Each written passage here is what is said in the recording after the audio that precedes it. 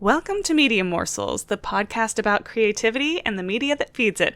I'm Jessica Linkhart, character and aesthetic enthusiast.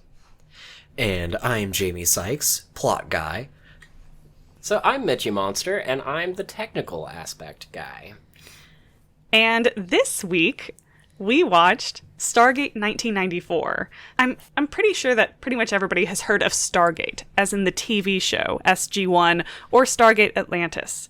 But I don't think a lot of people know that it was originally a movie. Which, that's kind of funny and surprising, because at the time, this was like a huge blockbuster. And this is the movie that put the director, Roland Emmerich, on the map. 2 years later, he made Independence Day. And honestly, just to let you know, I didn't really know too much about them apart from Independence Day. So this is a completely new avenue for me. Yeah, and you can actually see, not to get too far ahead of ourselves, but you can actually see the DNA of Independence Day in this movie. Oh yeah, it's right there. This is sort of one of several movies in our beginning theme here for Media Morsels of TV shows that originated from movies that have been kind of forgotten. So yeah, Stargate. Let's explain a Media Morsel first. Why are we here? So I, for the longest time, have really wanted to have, just have a space to talk about the things I grew up watching and reading and consuming that were really cool and really lit my imagination on fire and really started me on this path to becoming a creative, a person who creates things for art for other people to consume. And I my family was really eccentric. They liked a lot of really niche things that I haven't met a lot of other people who have watched or read or, otherwise consumed other than me and my family. So I'm constantly talking to my friends and being like, oh, have you seen this? And they'll be like, no. And I'm like, you've got to see it. And this podcast is a very convenient way for me to get all my friends in one place and make them watch a bunch of stuff. Make them watch the thing and then discuss, because I am so desperate to discuss this stuff with with anybody, but particularly my friends. Mm-hmm. And you, listener, can participate with us. Yes, we would love that. Go ahead and pull yourself up a seat and join us at the table. This is also a great opportunity for my friends to occasionally flip the script and show me things that, as fellow creatives, inspired them. But that's not necessarily on the menu today. Yes, today was Stargate. And for me, I'd always heard of Stargate SG-1 and Stargate Atlantis. I'd heard that those were, big TV shows at the time when we were growing up. But I never got to watch them, because we didn't have that channel. We had I think it was typically on Sci-Fi, wasn't it? Yeah, something like that. Either Sci-Fi or one of the, maybe SG-1 might have been on something a little bit bigger than Sci-Fi, but yeah, we had maybe 7 channels. Mm-hmm. So we did not get that one. But my mom introduced us to this movie, which she was like, this is all you need anyway. Which maybe, I don't know, I still haven't gone to watch Stargate SG-1 or Atlantis, but I mean, the movie itself is just, I have very few bad notes and a lot of, yes, delicious notes. So that was my first exposure to Stargate. What about you guys? So actually, in a rare twist of media that we're going to be reviewing in the course of this show, I actually watched this before I met Jess. Oh, wow. I did. Okay. Yeah, and I don't think you know this story. No. So I watched this as actually part of one of my undergraduate college courses. Was it for Wow. English? No. Oh. I didn't take any English courses in college. Really? Yeah, test it out. Oh. Yeah, that's Well, same here too. Well, congratulations, both Fives of you. on the AP writing test. We are getting way off topic. Yeah. So, the class I was taking was archaeology in film. Oh my God, that's such a That's bitchin' a class. Cool. Yeah. Yeah. It was a pretty cool class. Basically, we came in once a week, watched a movie, and wrote an essay about how it associates with archaeology as people perceive it, and archaeology as it is actually done. And this movie does, in fact, have an interesting relationship with that. So yeah, that was my first exposure to this movie. Okay. Well, my first exposure to this movie was watching it today. But however, like, I did have a little bit of expanded cable, growing up. And so, like, I'd occasionally happen onto the advertisements for SG-1, for Atlantis, so on and so forth. It didn't really catch my eye. I'm like, oh, okay, this is a thing. But, like, this is the first kind of experience with the Stargate franchise. All right. And seems like you liked it. Yeah, yes. Oh, so hesitant. Well, not hesitance. That was just a You're Like you're a still thoughtful- absorbing it. yes. Okay, well, I think this is a good time to start segueing into sort of our typical sections, which, just to sort of explain the format of this show, we sort of structure it like a dinner. Or like a, dinner course or something. And we never set a table without drinks. Ooh, damn. So, yeah, I guess this is sort of like the pre-dinner drinks or something. But first we start off with our appetizer round, which is like a spoiler-free teaser description of the movie we just watched.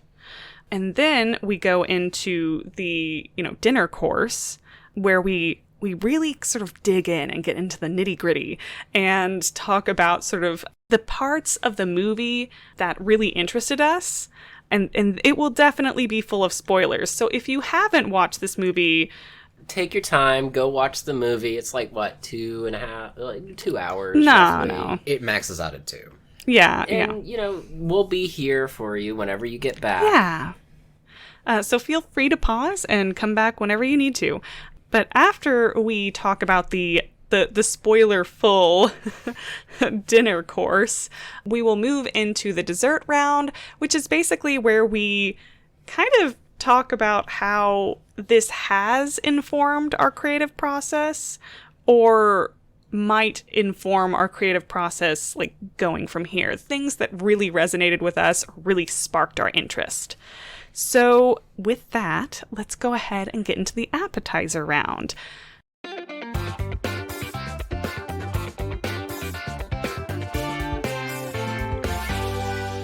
I turn it over to you, Jamie, because you're good at summarizing things. Summarizer extraordinaire.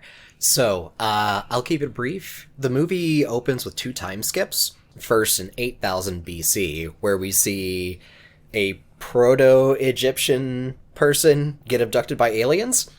Then we jump to the 1920s in the height of the Egyptology era, where suddenly they discover a mysterious circular metallic object that is not made of anything known to Earth. And then we jump to the modern day being the release date of this movie, 1994, the high-tech era of 1994, Yes. where they pull this ancient aliens linguistics nerd off the street to solve the final pieces of the puzzle to get this mysterious artifact working. And the workings of this artifact will have profound implications for not only Earth, but for wherever it leads. And I don't really think this is a spoiler because it's kind of obvious. It leads to a different, world. It's aliens. What? Stargate is a spoiler? It's a gate to the stars. What? No, gate to the heavens, thank you. But essentially, I think you put it really well, Mitch. It's like Independence Day meets The Mummy meets Yes. Atlantis. Yeah. So, Atlantis, The Lost Empire, the Disney animated classic. Yes. Yes. Because you have your, Milo Thatch looking, I'm pretty dude. sure that, They cribbed notes from this real hard. Yeah, so if that combination interests you, oh, this is the movie for you. Well, I'm not going to get nitpicky about the ancient aliens thing we're yet. in the appetizer round. I mean, if you have any, like, cheese and or wine you would like to share. Well, I see a lot of this stuff is, like, sort of spoilery. You know what, though? Like, I think I will say, in the appetizer round, we might also kind of include just general Vibes, maybe? General vibes, but also general warnings. Yeah. So, for instance, in this movie, one of the common tropes from movie making decades past does happen, and the black characters do die. They don't make it out. They don't make it to the Yeah. end of the movie. So that is one huge bummer about this movie, and the other is that there is a disabled character who also dies. Yes. So that's not so good parts. That's the bitter parts That's the of the why. appetizer. And also just in general, I would say there's Content warning 1994. yeah, like Yeah. sort of 1994 typical stuff. And I would also say there's like explicit ancient aliens vibes. Well, that's literally the entire plot. And a lot of people think ancient aliens are like it's a really fun, cool theory and stuff, but it's also like low-key racist. So as a theory, as a body of work, To quote a delightful t-shirt I saw once, just because white people couldn't do it doesn't mean it was aliens. yes, So, yes, Also, exactly. like, the idea of piling rocks. Like, that is the most efficient way of piling rocks, is in pyramid. yeah, so it's not Well, really a mystery why so many cultures stumbled upon that. And while you took an archaeology and film class, I took just an archaeology class. And for some reason, that semester that I was in it, it wasn't like just basic archaeology. It was like how to debunk Conspiracy conspiracy theories in archaeology. Yes. How is it that... Okay, this... Side note. How is it that the two non-designers both took archaeology classes, and the one designer dude didn't take an archaeology class, or I don't like see an how those- architect class? Well, archaeology and architecture are like completely different things. But It's very they do similar. interact, and in my defense, I took that archaeology class as a summer elective so I could use my scholarship money for a study abroad trip. I was super excited to take my archaeology class and was bummed at the time to discover that it wasn't going to be about like archaeology. It was about debunking bogus archaeology That's claims. still kind of a cool thing. But it Yeah, ended up that's- being really cool. Yeah. Yes. And when you take that class, they talk about like the whole ancient aliens and like Yeah. all these pyramids. Like, how could they have blah, blah, blah? And then they just sprouted fully formed from the sand. And it's like, no, they didn't. There were like, we can see there are still examples of pyramids out there that were poorly built. Yeah. And they're predecessors to the pyramids that we No one think loved about today. know and love Yeah. today and have known and loved for the past 4,000 years or whatever. Yeah, if you want to see a good borked up pyramid, look up the bent pyramid. That one's fun. Yes. So, okay, I think that's probably a pretty like quick spoiler-free introduction to Stargate. So let's go ahead and jump Dig into in. the main course.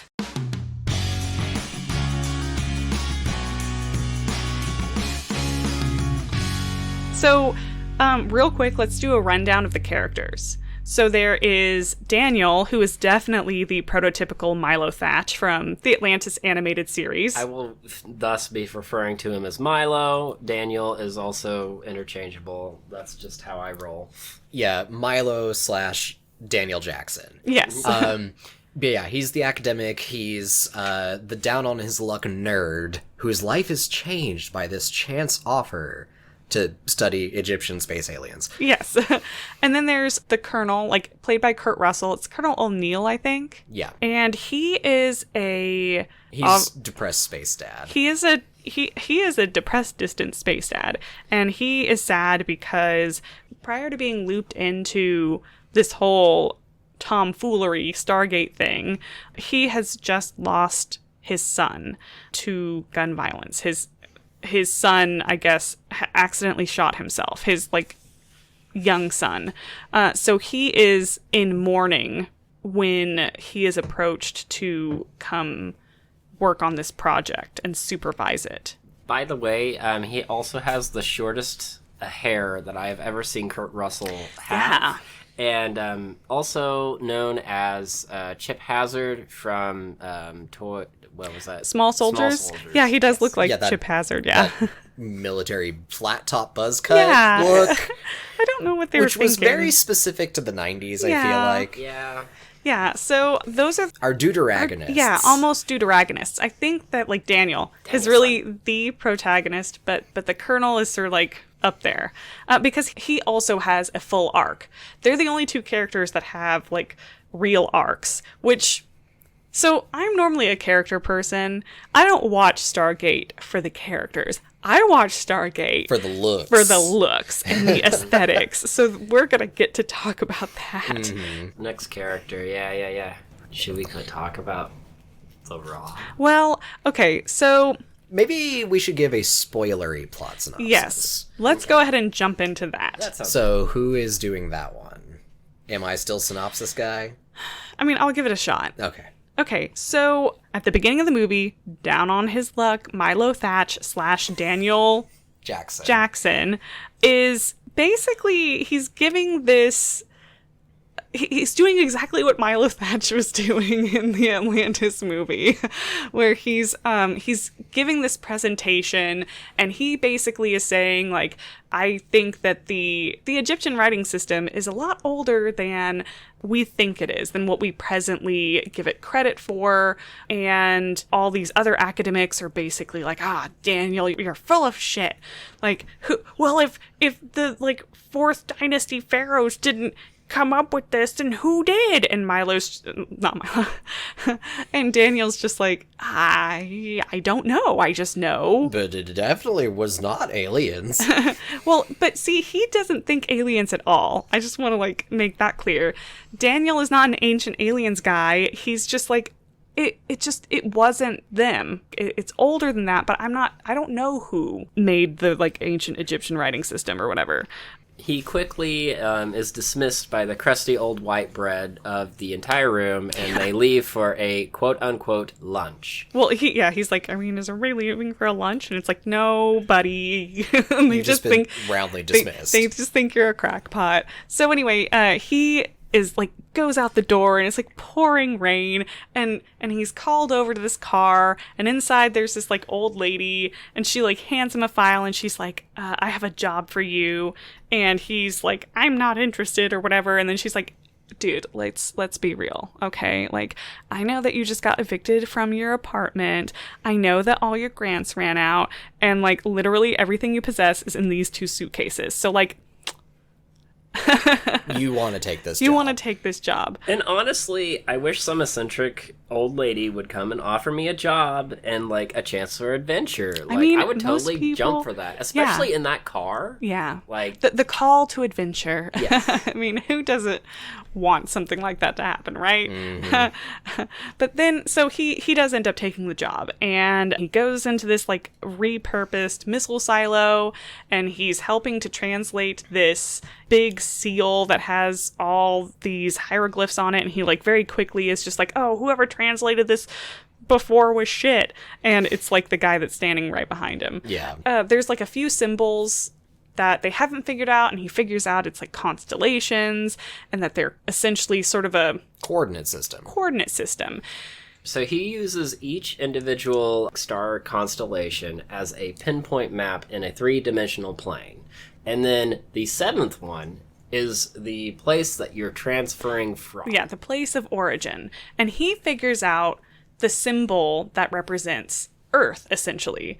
And as soon as they figure this out, which to me, I cannot understand this. Like, literally, as soon as he figures it out, they're like, okay, plug it in. We're gonna see if it works. Like, literally, the blackboard that he is writing on to explain this lifts up to reveal it's an observation deck over where the Stargate is, and they're turning the keys in the ignition as they speak. They're like, okay, do it right now. And I'm like, wait, but why would you do that? Let's take these 2-bit computer modules, let's pinpoint them precisely to the Stargates, and then let's go forth. Well, to me, I'm just like, I feel like this should take like weeks of preparation. They should be like, oh, okay, like we're gonna run some like tests and see if it does anything, and then we're going to take lots of time to prepare for an expedition. Nope. But this is a 90s action movie, baby. They send We don't have time. They send one robot in there to make sure the atmosphere is breathable, and then they've got like, their drop crew moving in. Thumbs up, Thank let's you do so this. much, Dummy, for your effort and your presence. Yeah, well, okay, so they power up the Stargate. It works, and there's this really fucking cool effect when the Stargate like first starts up. Okay, it initially looks like take like a swimming pool, like in a very, very well lit area. And then like it's all rippling slightly, and then like it comes, like it splashes towards you, and then it splashes back. In like a sort of like a and whirl. then it spirals. Yeah. It's really cool, especially for the time. Yeah, this movie is visually stunning and has, in fact, at least in terms of visual effects, aged very well. Yeah, I think it has aged pretty well. So they started up, they're like, oh my god, it's happening. And so they immediately send, like, they were fucking ready, I guess. Like, they were just waiting, I don't know, for Daniel to figure it out. So they send a probe in, and the probe goes through the Stargate, and they get some information before they lose contact with it. And part of the information that they get is the atmosphere. The probe says the atmosphere, on the other side is almost identical How did to they transmit Earth's. that amount? I'm going to briefly interject as the scientist in the room. There is no way in hell that little Mars rover probe that they sent through was able to send a signal from across the visible universe in the time period allowed. Yes, it would have taken several centuries for them to get the signal from this probe. If not longer. Because, like, they've calculated this. Literally, this planet, like this other place at the end of the Stargate, is at the literal opposite end of the known observed universe. But Kurt Russell is in this film, and we don't have time for that. Yeah, we Yes, don't. that's We don't have correct. time for that. And by the way, so also when in the like very beginning of the movie, when they first in like 1928 find the Stargate, they also uncover this like fossil, which it doesn't look like a fossil to me, but they uncover something that looks like kind of weird, like sort of an Anubis soldier thingy. A stone relief of an Anubis helmet, basically. Yeah, and that's, I guess, what got the military really concerned. So They're like, there's hostiles on the other side of the gate. Somehow they think, and by the way too, oh my god, I can't believe. Okay, so backtracking a little bit, again, this structure is 10,000 years old. So like, that's really fucking old. Even by ancient Egyptian standards, 10,000 years it's a long fucking time. So somehow they see this like relief or fossil or whatever, and they're like, there's definitely, like, this is 10,000 years old, but there's definitely like hostels or something over there. So they are like, they're fucking ready. For some reason, as soon as this thing is open, they're like, let's do it. Like, No. It's the standard American military. You have to go in, you have Guns to conquer, blazing. and you have to conquer whatever is on the other side. That's just standard military protocol, right? Yeah. So, Hollywood military protocols. Sorry. but okay, so when they sent the drone over there, they do get like a picture back, and they see the Stargate on the other side, and it's got different symbols, and they essentially are like, How do we get back? how do we get back? We aren't going to go over there if we can't figure out how to get back. And Daniel is like, I can figure it out. And they're like, dude, are you sure? And he's like, 100% positive I can get us back. He lied. Like, I don't know. I think Daniel is, like, as a character, just very overly optimistic about everything. Well, he's every academic. And Yeah. that's probably how he got all his grants, by overstating the results he expected to get. His manic energy is adorable. Himself, he looks kind of like a Luke Skywalker. But, like, kinda guy. he's kind of But he's a very cute little swe- nerd. He's very sweaty. Well, they're in the desert, man. So that's the Fifth Avenue. They are. He's of course they're all very sweaty, but Kurt Russell does wear the sweat better. Just I mean yeah. always. Yeah. Those blue eyes. yeah. So anyway, they go over there. They go through the Stargate and turn around, and Milo is basically like, I can get us back, but only if we find certain things that I assumed, like certain tablets or something that I assumed would be right here because they were right there with the other Stargate. But they're not. And when they like walk out on, like they're at the other end of the Stargate, the Stargate is inside this sort of like a replica of the Great Pyramid Yeah. of Giza, Yeah. as stated in the film. So they don't see the outside for a minute because they're inside the pyramid. But Yeah. they make their way out and they go up this sand dune. Everything's sand as far as you can see. And they turn around and boom, there it is. Like essentially the Great Pyramid of Giza, but on a different planet. And you know it's a different planet because there are 3 moons and they're all just like copy-pasted, rotated versions of our moon. Yeah, they're legit just copy-pasted JPEGs of the regular moon. Yeah.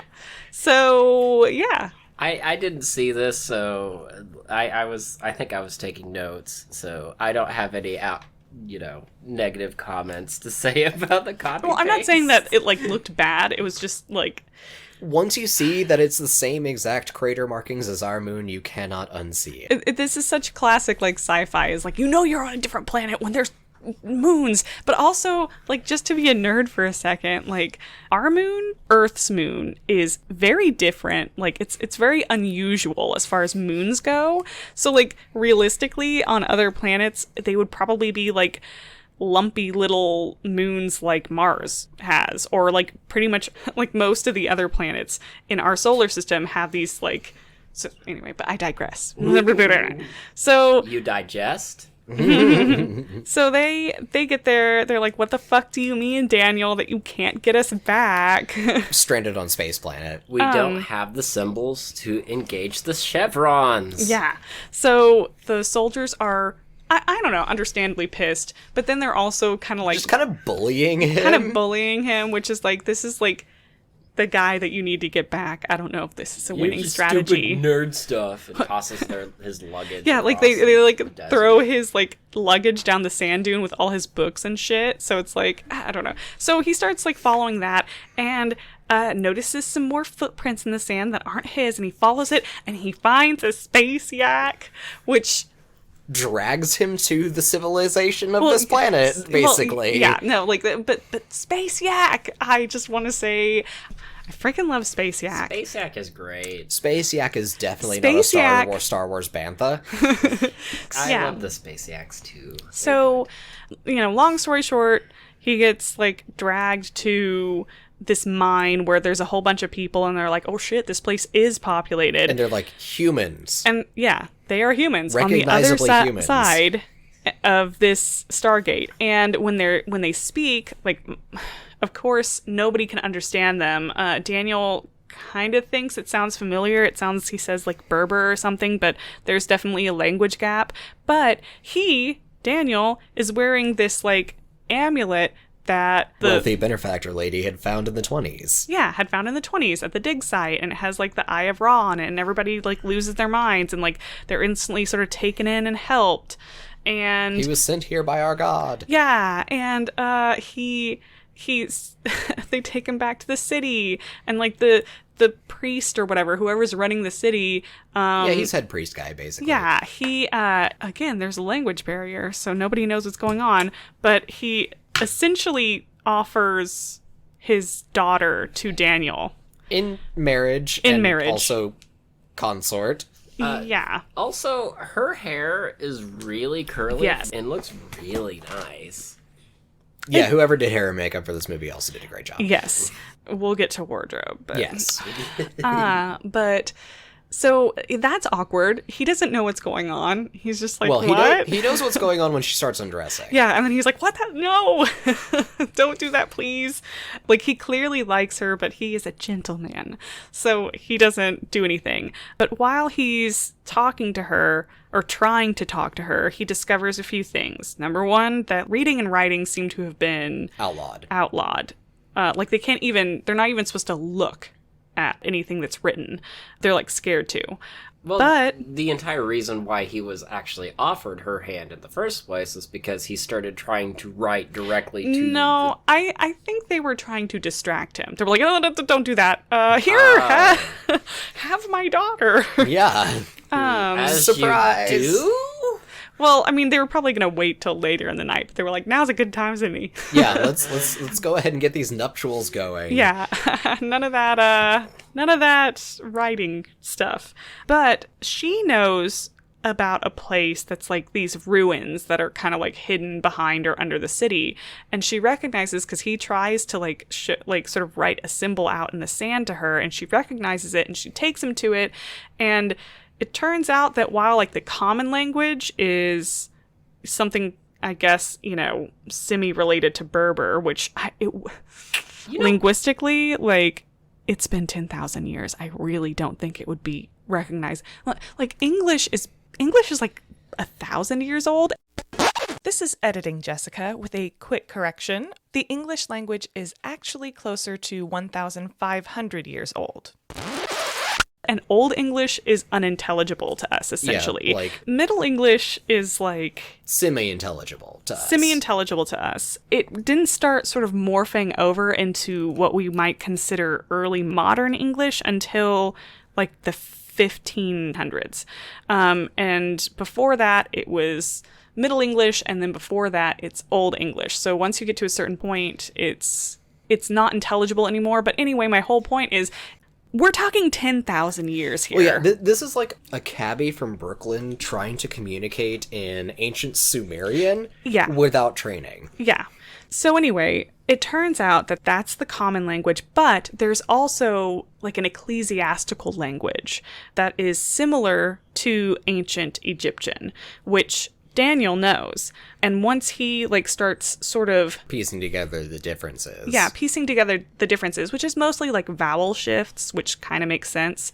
Once he starts piecing that together, they actually can start communicating. And he reads what's like written in hieroglyphs on these walls.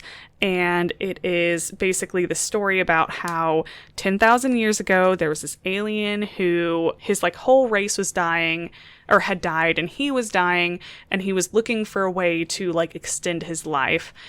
And he searched like all over the known universe, and he found a planet teeming with life and these organisms that were smart, but I guess biologically simple enough that his technology could repair it indefinitely. Yeah, repair their bodies indefinitely. So he like touches down and establishes like a Stargate there, from there to this like other planet. And he possesses the body of the guy who got kidnapped at the beginning of the movie. Yeah, he possesses the body of one of these ancient Egyptian ancient people 10,000 years ago. So anyway, this alien abducts this human body and like basically possesses it, and then begins, I guess, like using humans from Earth and like taking them over to this planet to like mine for this mineral that powers all of this alien technology. And that was going swell for a while, I guess, but then the humans on Earth revolted. And Ra, he calls himself Ra, like there's the sort of like tie-in here. The alien, now known as Ra, orders the Stargate on Earth to be closed and, if not not destroyed, but like buried, sealed away, so that the revolutionary ideas that were happening on Earth couldn't spread to this planet. And so these people on this planet are the descendants of humans on Earth, but they've never revolted like their Earth counterparts. Because they have not been allowed to read or write. Yeah, so their story, that whole history was buried, figuratively and literally. Keep in mind, this all happens during the midway point. we paused at the midway point before this all was developed. We came back, and then Anubis aliens were on the screen from the pause. Yeah, so basically, as soon as this lore reveal is given to the audience, we get to see Ra in the flesh, along with his coterie of alien-armored humans that follow him around and are cracking down on the arrival of the Earthlings. Yes, and I'm just gonna say, their alien technology and their, like, alien armor and shit is so fucking cool. Yeah. Like... So, okay, the outside spaceship is, like, this brutalist-looking pyramid with, like, gates and stuff like that. By the way, the spaceship is in the shape. Ra's spaceship is in the shape of a pyramid, and not only that, but it will, like, the pyramids, the stone ones, are like basically docks for his, like, pyramid spaceship. Yeah, it just sits, which is really cool. And so you have this pyramid that's made in brutalist fashion on the outside land, which I think a comment for me would be, why not make it in gold as well? Because you're extra, but whatever, we'll dismiss that idea. It lands, and on the inside is this opulent, like... neoclassical, like, Grecian Egypt. Definitely not Grecian. It looks like Grecian Egypt, like orgy palace on the interior. Grecian orgy. I mean, it seems like... palace. I mean, I think just like Egypt before that probably had orgy palace vibes too. But that's what it is. Is orgy palace now a band name? It could be. But yeah, so suddenly the whole, Egyptian thing is starting to really come to the fore, ancient Egyptian aesthetics and stuff. As well as some kind of Star Wars vibes, because there's scarab-shaped TIE fighters that emerge from the pyramid to start intimidating the locals. And he, like, sleeps, so this is not Star Wars, but, like, he, like, sleeps in this, like, sarcophagus-looking thing, but it's also, like... a regeneration chamber? A regeneration chamber or whatever, and it's super cool. Also, the costume design is really on point. My god. One of his final costumes, he walks out in, like, standard, like, Egyptian attire. But then, because he's Ra, he has, like, a setting amber sun, like, on the back of his head, like... yeah, just this amber corona.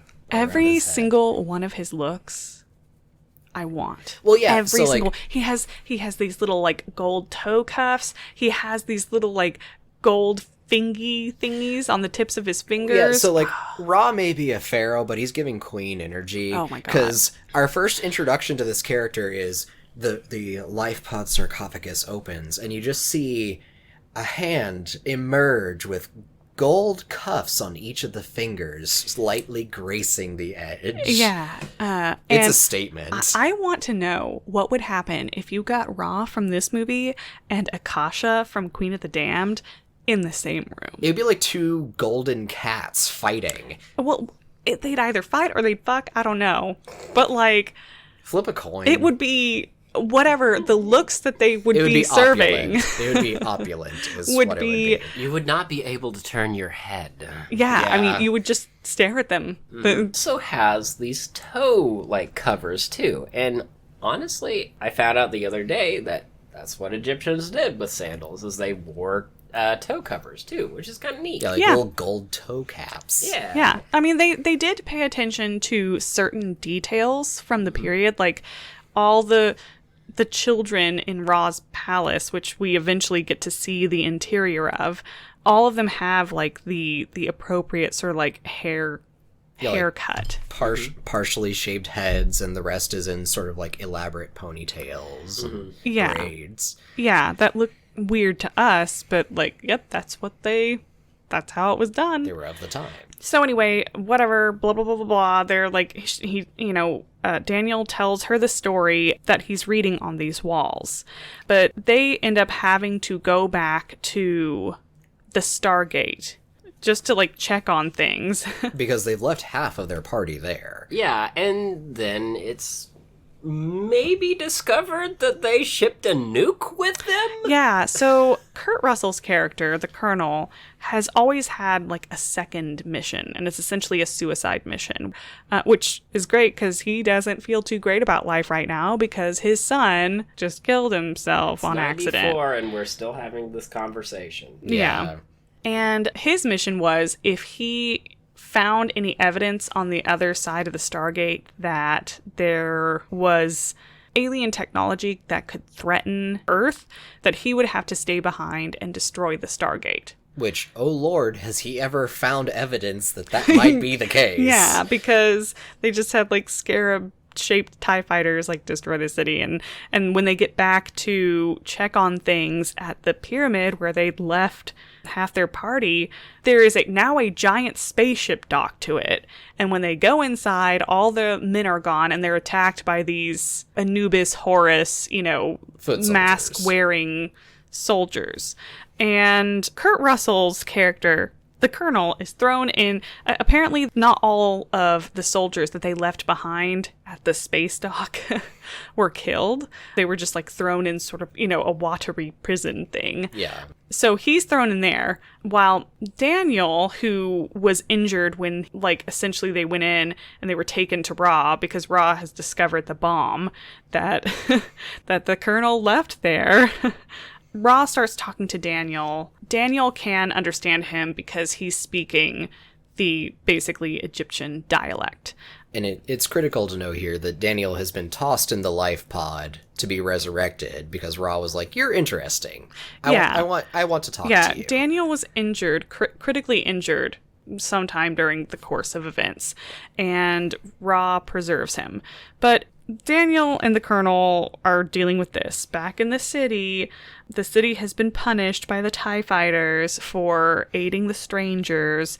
But now, Shiori, I think is her name. The priest's daughter, who Daniel's now space married yes, to. Daniel's wife. Having heard the story from Daniel of her people, and how this situation came to be, she tells it to everybody else, and they're like, wow, revolution is possible? And so they immediately do it. And they also, find guns that I guess, the Colonel's soldiers had left somewhere, and Well, I think some of the soldiers had managed to avoid getting sucked into the evil pyramid and taught them how to use the guns. Yeah, somehow, that's a little fuzzy on that point about how these, people learn how to use modern machine guns. AR-15s or whatever. So my favorite thing about this was, all these people are using AR-15s or whatever, and then you have Daniel, who's just using a little Beretta, and he's just I don't know where he got it from, but he seems like he knows what he's doing with it. Yeah. Little tiny baby sidearm. Yeah. So eventually Daniel and the Colonel and the other soldiers escape from Ra, and they go back to the city, and now the city, they're like rebels, man. And there's this one sort of teenage boy that the Colonel has sort of forged this relationship with the Colonel. He's adopted. Yeah. Kind of like a cat, he has adopted the Colonel. The Colonel has not adopted him. He's like, you're now my tired space dad. I already have a space dad. He's the priest, but you're going to be my other dad. Mm-hmm. So, yeah, they start this whole revolution. So a lot of the stuff that happens next is revolution stuff.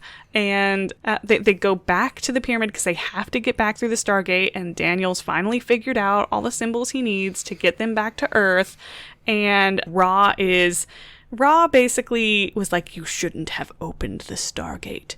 And because Ra's a petty bitch. Because Ra is a petty bitch. It's been 10,000 years, Ra. Rah, rah, ooh la la. Yeah. And he's like, I'm going to send this nuke back through, but I'm going to send it with some of my mineral, which will make it 100 times more powerful. I'm going to blow up the Earth. I'm going to blow up the Earth. And Daniel earlier was like, but why would you do that? And he's like, well, it's sort of like when your mom is like, well, I brought you into this world, I can take you out of it. Which, he's like, I made your civilization, I can destroy it. And I was like, bold of you to assume that literally all civilizations on Earth stem from ancient Egypt. Yeah. Factually wrong. Uh-huh. But anyway, This is the 90s and a movie, so we're going to try not to get too... This is a 90s action space movie. Yes. So they're like, we have to prevent that. So they go back, and there's this whole, like, fight scene and blah, blah, blah. And Ra is over here serving looks. That's, like, what he does for most of the movie. And like, that's all he needs to do, okay? His He's eyes fierce. turn high contrast, and then he melts people's brains because Yeah. they piss him off. Because Yeah. he is an alien, like, Yeah. more so than everybody else. So... Be evil, serve looks. Yeah. Yeah. Daniel's wife gets like, and by this point he has figured out that she's his wife. And he's like, yes. I said yes. You know, she gets injured, so he has to like go up and sneak into Ra's palace and use the regenerator thing on her. Meanwhile, Kurt Russell is wrestling with Ra's second in command in the pyramid basement, I guess? Yeah. Over the nuke. Over the nuke. And then finally things work out. They all get back together. And then the colonel is like, okay, time to shut this nuke off. We have some time to like figure this out. And then he tries to turn it off. And of course, it doesn't turn off. Because, of course, the hyper-advanced space aliens knew how to interfere with puny Earth technology and turned off the safety shutoff. Yeah. So then they're like, oh no, what are we going to do? And then the colonel and Daniel have this brainwave at the same time, and they're like, we know what to do, and they figure out how to use the teleportation pad in the like pyramid space dock to like send it up to Ra's spaceship, which is now like now the jig is clearly up and the people are revolting. He's just like gonna fly off into space, but no. They send the like bomb up to his ship and they destroy him and all of his family. Yeah. All of his children that All of his many, were many also on the spaceship. But I mean, you have to rewind a little bit and mention the whole, killed the wife for the man pain plot line. Oh, yeah. well, I mean, so we were talking about whether when Shiori, Daniel's space wife, whenever she gets injured and like critically injured, if this like counted as man pain, or I don't think so. I would say it's a borderline case. But he doesn't have the like, "Rah!" Like it doesn't galvanize him That's to do true. crazy acts of heroics or feed his like, desire to do XYZ. He's just like, oh my God. And then he's like, I'm going to go save her. I have to do something. And, It's like, because this is already established that this sarcophagus thing can repair human like anatomy and like health and stuff. I know what to do. yeah. And he's like, I'm not going to let her die like this. And it's kind of important for him to go up. It's sort of like the plot device that makes him go back up to the spaceship to like Ra's throne room to have that final confrontation with Ra, but to also like kind of figure out the teleportation technology or whatever. So like it is serving a purpose. It's not just it's not like man pain. Yeah. It's not the worst version of it. It's not the worst version of it. Okay, and so, at the end of the day, what ends up happening is, they blow up Ra's ship, so he's not a problem anymore. And we have a glorious Roland Emmerich name brand space explosion. Yes. Which he will continue using repeatedly throughout the rest of his filmography. And then the people on the planet rejoice, and the colonel who had started this movie, like, suicidal, clearly, has basically kind of... He's like, you know what? I helped liberate this planet. I worked through some shit. Which, by the way, at one point he's like, I don't got anybody to go back to or whatever. And I'm like, bitch, your wife. We saw your wife at the beginning. Your wife's alive. Your She's wife right is there. She is also struggling with her like son's death. And like, yes, you do have someone to go back to. But anyway, blah, blah, blah. Wake up, dude. But by the end of this whole crazy experience, he has, his arc has taken him to a place where he's like, you know what? Maybe life is worth living. And as for Daniel, he decides to stay with these people and learn more about them and enjoy his life with his space wife. The colonel and all the other men go back through the Stargate, and Daniel stays there, and that's the end of that. And was the character development very complex? No. Like, Daniel and the colonel are the only two. They each had one problem, and both of those problems were solved by the end of the film. Yes. Did Shiori really have that much characterization? No. No. Did anybody? Anybody else? Not really. No. Did Ra? No, No. but he didn't need to. Yeah. So I feel like this movie is kind of unusual for me because normally for me to like a movie, there has to be like pretty interesting characterization. But I saw this when I was a really little kid, so I guess I didn't really like that wasn't as much a consideration maybe back then, although I think it kind of was, because that's how I've always been. But it was just fun, and also like the aesthetic.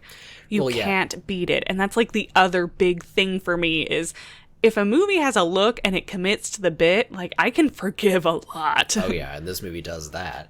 And like this movie is basically like a big dumb summer blockbuster. But it's a big dumb summer blockbuster that took a semester in like archaeology and classics. And linguistics, yeah. And that was enough to like elevate it just a little bit above the pack. Yeah, and I liked that. I enjoyed that. Mm-hmm. It's because Kurt Russell's in it, right? With his eyes. I mean, that helps. That helps a lot. that can make me forgive a lot. Yeah. Kurt Russell and those dreamy blue eyes. Ice blue eyes. But another reason I really like it is I've always been interested in linguistics, and so as a kid this sounded very like interesting. Having taken a few linguistics courses, I know where it got things wrong, but I respect that it tried. Go ahead and explain the language. Linguistics. Yeah, the linguistics, the language branch nuance. So as I said, it did do some ambitious things because it was sort of drawing a line between... It was using the language as a way to link these two worlds in more ways than just the Stargate and the fact that like humans live there. I like that they had, they tried to connect those things logically. There's sort of this implication that the alien taught them Egyptian. So it's not really Egyptian, it's like an alien language. And different versions of that survived. So, like, from ancient Egyptian, like, that's sort of like lineage from this, like, alien language. And then over here on, like, Ra's home planet, the same language sort of developed as well over 10,000 years. And whatever other languages that humans brought from Earth over, because again, remember, Daniel talks about how he kind of recognizes some Berber and, like, maybe a couple of other languages mixed in with like what the common people were saying. Yeah, because that gate was supposed to be open for like maybe a couple thousand years. Yeah, or it was open for long enough that people from many different language groups would have gone over there. However, 10,000 years ago, I doubt Berber as a language existed. No language that is extant today was around in any intelligible form 10,000 years ago. All of those languages would be like either like Proto-Indo-European or Proto-Slavic or whatever. I'm trying to remember the languages, but I don't need to. That's not the point. Or older. It's funny because we talk about how Proto-Indo-European and all the other proto-languages, these are the first languages. And it's like, really, modern humans have like had modern brains for more than 10,000 years. So even the languages that we treat as being the first languages, that's just pretty much as far back as we can reconstruct them and come to like, come to like sort of a common root, but the root extends deeper. So to say that, this sounds like Berber and blah, blah, blah. Well, Berber didn't exist. And again, when we talk about the amount of time, the amount of drift, just natural drift that would occur over 10,000 years. If you say it's an ecclesiastical language, because like it kind of sounds like, so the caveat here would be, if ancient Egyptian, which, is written on the walls in these ruins and stuff, is kind of like Latin. It's a dead language. Like, nobody actually speaks it, just conversationally, but, they learn it for, ecclesiastical reasons or academic reasons or whatever. Like, then then you would have a language that would basically be frozen at a certain point in time. And he, in the movie, he talks about how it seems like the ban on reading and writing happened, or the language fell completely out of use 1,000 years ago and hasn't changed since then. Well, that's still 9,000 years. Mm-hmm. That's still 9,000 years of potential drift. But whatever. So, well, and what's funny is, so earlier in this episode, we mentioned that this movie shares a lot of its DNA with the animated Atlantis movie. In fact, it is very likely that the writers of that Atlantis movie watched this and cribbed a lot of their notes. Yeah. They carried over that linguistic sin into Atlantis, too, because, the Atlantean root language has all this, shared... Well, Atlantis is actually the root of all, these, kind of wildly different languages. Which, sure, I'm willing to maybe buy that, but then that, springboards directly into the Atlanteans speaking, modern French? Or modern English or something? I don't know. That's a hell of a pull. Yeah,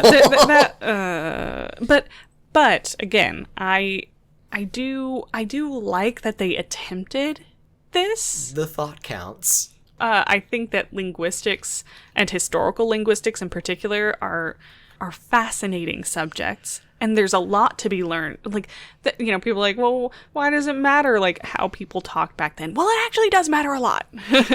And there's a lot of really interesting things you can learn from that. And also language forms how we perceive the world and how we interact with it.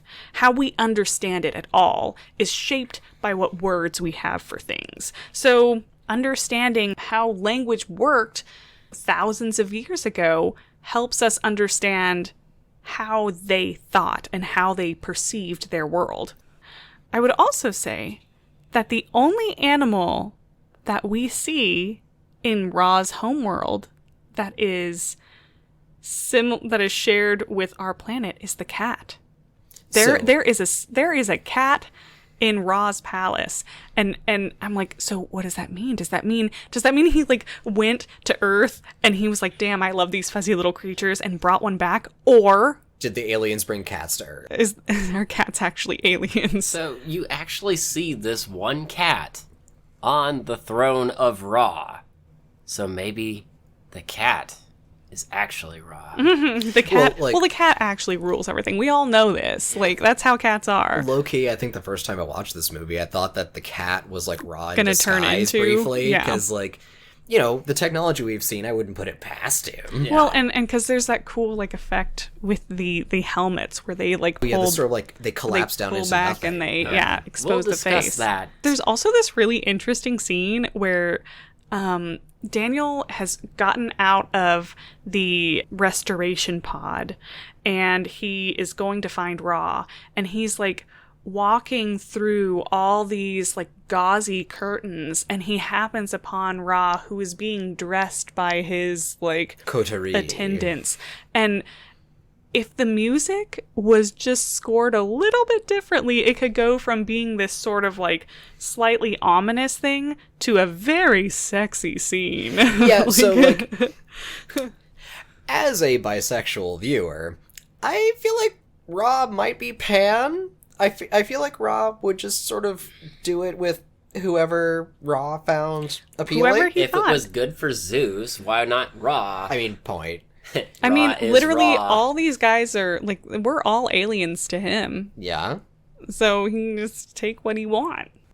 So, I have a couple of things, mostly prop design, effects, cinematography, and audio cues.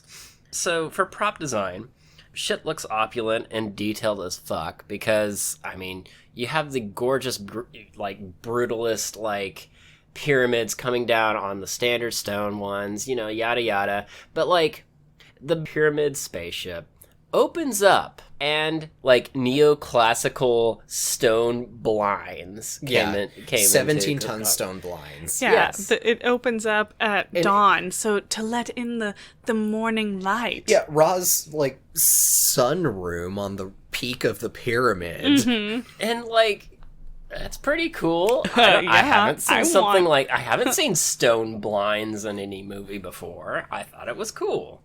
Let's You see need to here. watch Dune then. Which one? Both. Well, and Oh. Aliens kind of had it on the hostile planet, Yeah. but like, Yeah. yeah. Effects. So, I think I saw stop motion when it came to like a lot of the Anubis like alien suit creation. Like it. So whenever I say stop motion, it seems like there was a very low frames per second whenever they're like collapsing in on each other, whenever they're like forming into a different thing. Also, a quick question. Why do you think the Anubis suits, like these armor suit things that look like Anubis heads, why did they emote? Yeah, so to further elaborate on that, for the helmets of the alien army, they have the either Anubis or Horus helmets that have frills to either side that are typical of like, pharaonic crowns or whatever. But those frills would like move like cat ears in response to various stimuli. Mm-hmm.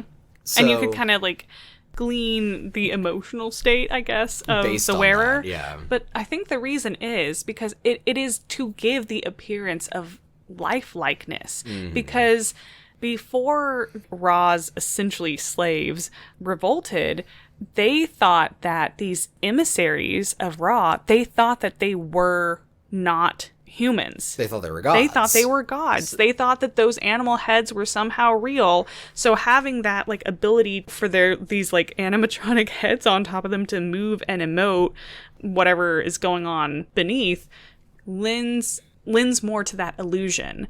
And it's not until Daniel pushes a button and like the helmet collapses back to show the human head underneath that they're like, oh, this isn't just like the way of the world. This isn't like they are gods and we are but mortals, so we have to do what they say. They're just some guys. This is just some fucking guy. Yeah. And they have been hurting us the whole time. Well, and a possibly valid meta reason for that is because it makes them more than just faceless goons, and it gives the audience something to latch onto and read. It's just a really cool, interesting effect. Yeah, it's like, it's rule of cool.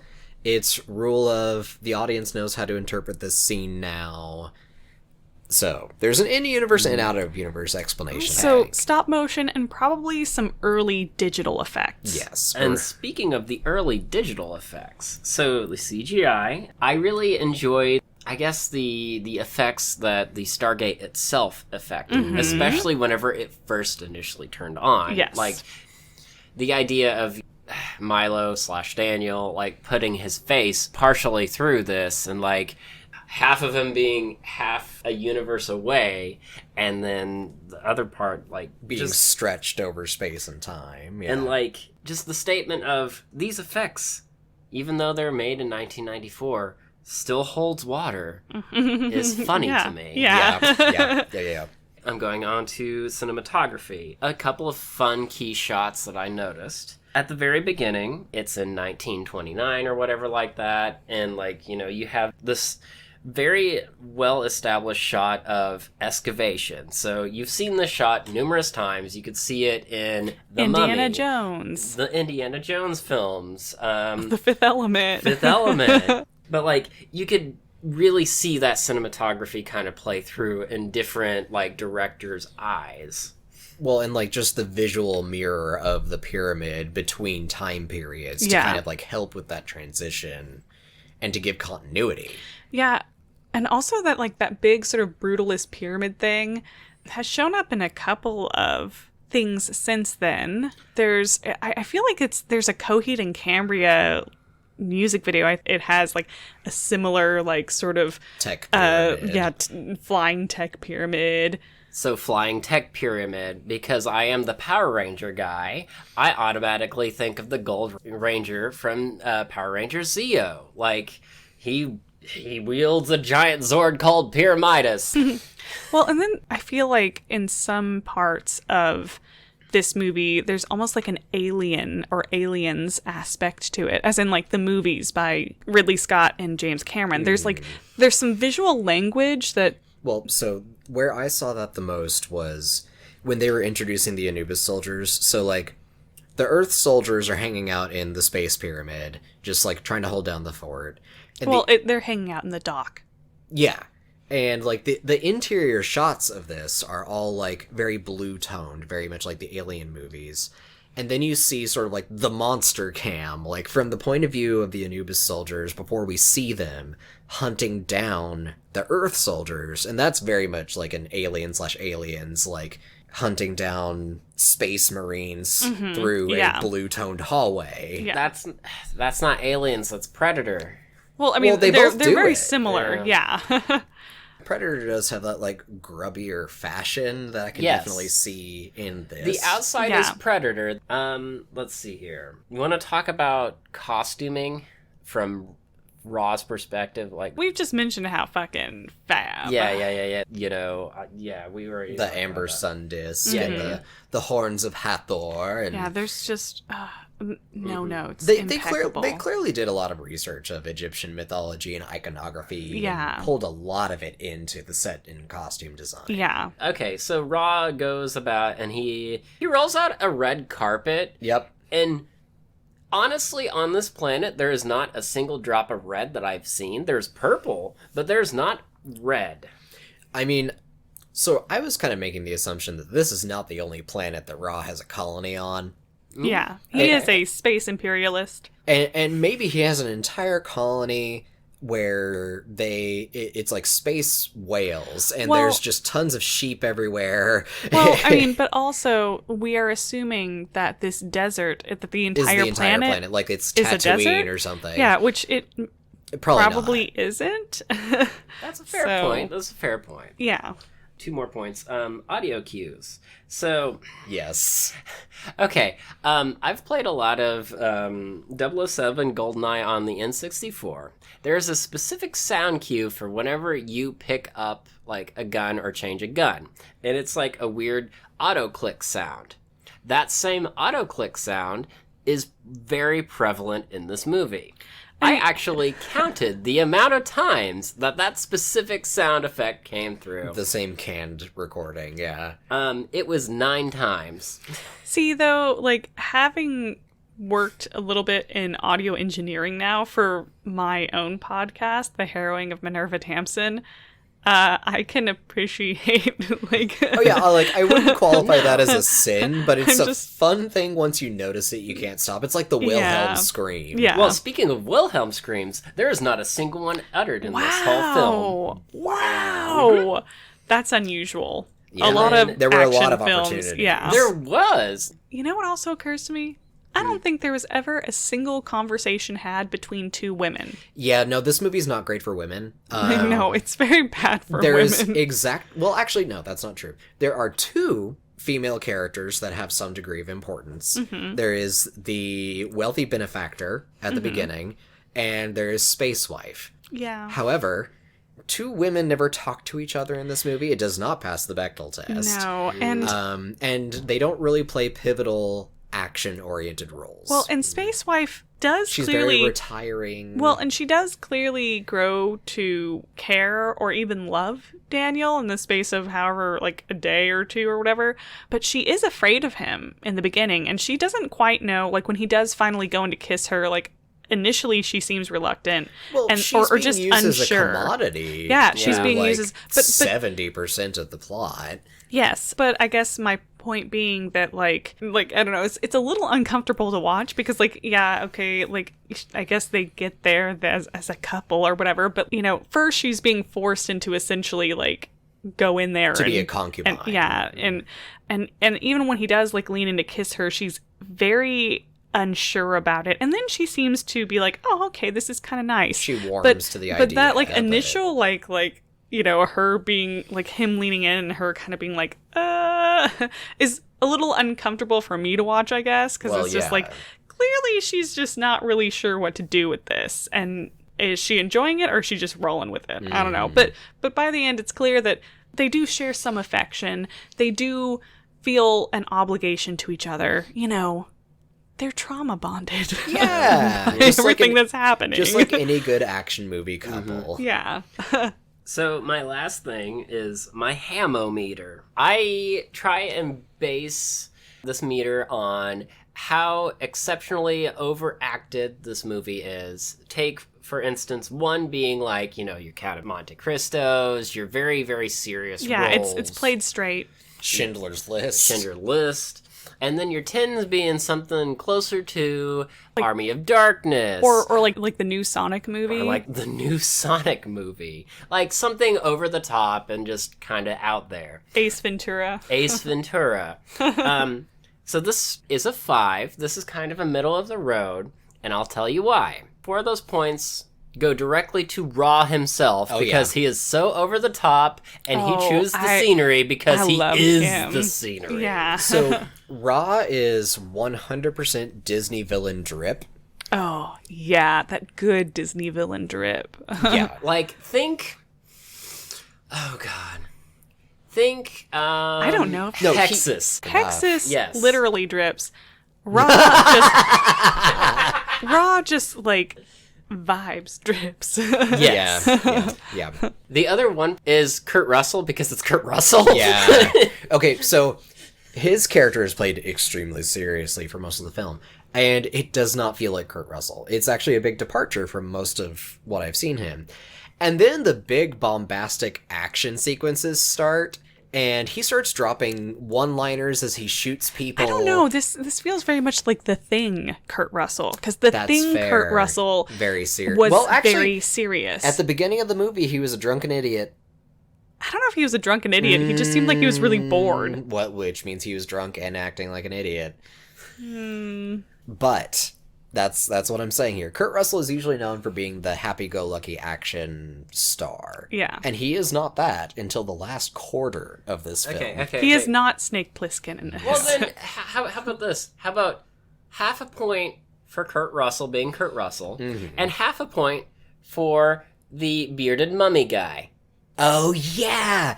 So... Oh, yeah, from The Mummy. Yeah, the man who plays... The museum. Yeah, he's like the museum curator director. or something. Curator. Yeah, that you meet at the beginning of the movie. He appears here as the priest, and he does bring a certain degree of, let's say, theater acting Yes. to the screen, which is very much appreciated, but also does contribute to the hamometer. Yes. Yes. Okay, so like a 5. It's a 5. You think it's a 5? middle of the Okay, road. okay. Middle of the road, yeah. Because Raw's got drip. Oh, yes. Yes. And this seems like an excellent transition into the dessert round.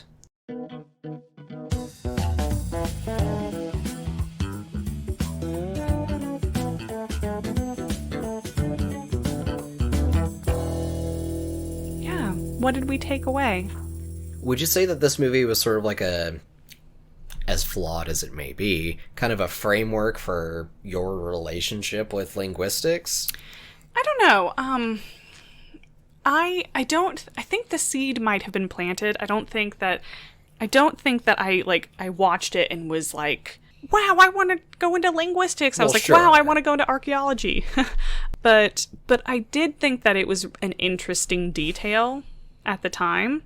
So I do think that sort of that planted that little seed in my mind. But what I really took away from this movie was the looks, The fashion. that ancient Egypt. If I didn't know it before, because everybody goes through their ancient Egyptian phase, right?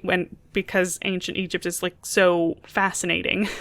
But if I didn't know before, this movie once again confirmed for me that ancient Egyptian style fucking slaps. And and if I could, I would also dress in sheer linens and just crusted in jewels and in semi-precious stones. It's fun. It combines aliens and archaeology, which, as much as like those two concepts together have kind of created this pseudoscience that is low-key racist, like we said, it's still a fun concept, as in like a fictional concept. Yeah. As fiction, it is really freaking fun. So would you say that this has had any bearing on any of your creations? Not my current creations, but I do have a fascination with language. I don't know if it's I don't know if there's a direct line between this movie and the way that I put language into my stuff now, into my written works. But certainly you can kind of see that this has been something that's been in my orbit. I just think it's really cool science fiction. Yeah? I think science fiction wise, I have not played a lot in like the space. But if I did, I'd probably take some inspiration from this. So, yeah. Mostly, though, I think it's an aesthetics thing. Yes. It's a gorgeous movie. So yeah, I guess as the plot guy, so like the things I really enjoy about this movie is that it's really efficient, actually. Yeah. Like, this is an epic tale that could have been stretched across a trilogy and probably would be if it had been made now. Which wouldn't necessarily serve it better, I have to say. Oh, that said, there's two entire television series, so there I was about to say, there is plenty of meat to be had here. Yeah. But this is something that me and Jess have talked about before. Like, movies of the 80s and early 90s, while they had their flaws, had this really interesting talent for when they introduced characters on screen. You knew everything that you needed to know about them just from like that. The initial couple of seconds. And like their first couple of lines. Yeah, and it's fascinating to be able to do that. And it's not even that the characters are thinly written necessarily. Like, they are playing with known archetypes. Like, Daniel is introduced giving a lecture that's going very poorly. And just from everything from his body language to how everybody is responding to him, you know everything you need to know about him. He's the eccentric academic. He's desperate for validation. That's not going so well. He's on the outs, and he needs to prove himself. That's his entire character arc given in maybe a minute. And then you have the captain, who is introduced in his son's room, observing all of his left-behind paraphernalia, holding a gun before the military knocks at the door. So again, 1 minute, you know everything you need to know about this guy. He's been out of the military for a while, presumably on bereavement leave. He and his wife are on the outs. He's lost his son. He doesn't know what he's doing, but now he's been given a purpose. And it's honestly, like, that is something that I want to pull into the way that I tell stories, because I love that efficiency of like, and you can flesh these characters out more, but the ability to quickly establish, like, you suddenly feel like you have an intimate knowledge of this person as soon as you see them. Yeah, you have certain expectations that are not entirely wrong, but then as a writer you can go and subvert them. Yes. But you already can give the viewer or the reader just an instant template to work from. Well, yeah, it's like, it's this magic trick of being able to give an audience like a really good hook of like, I know who this person is, and I know what they're about, and I have a guess of where they might go, but I'd really like to see. Yeah.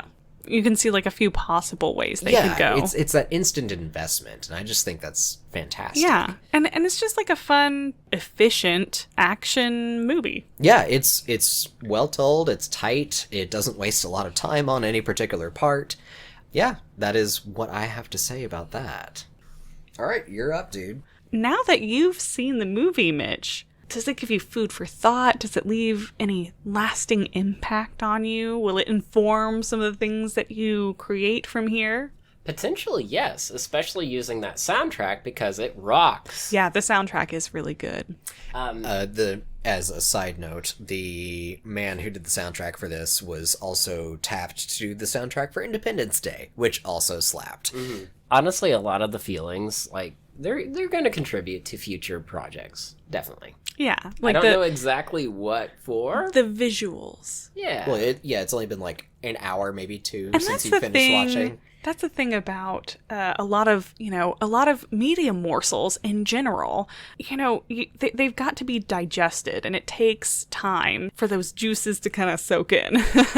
So, just a reference to binging with Babish. Let those flavors get to know each other. Yeah, exactly. That's sometimes but sometimes it takes some time to to brew there in the background. Really marinade.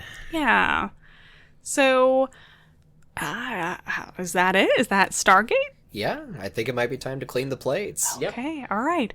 Well, dear listeners, it's time to clean up the plates and wind down. Yeah, do the dishes, wind down for the evening. But we surely appreciate you being here. We're so glad that you joined us at the table this week.